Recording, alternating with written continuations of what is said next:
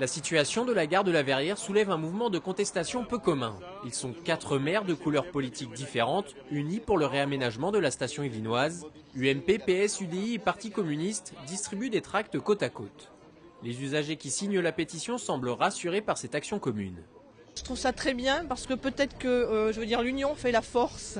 Donc peut-être que là, il y aura plus de monde, et il y aura peut-être on sera plus écouté peut-être, et ça aura peut-être plus d'effet. C'est une très bonne chose que les villes s'unissent. On a besoin de travailler de manière coordonnée. Donc c'est une bonne chose que les villes travaillent ensemble sur ce dossier. En l'espace de 24 heures, la pétition a reçu plus de 950 signatures. Ça prouve que lorsque l'enjeu en vaut la chandelle, les élus sont capables de se réunir.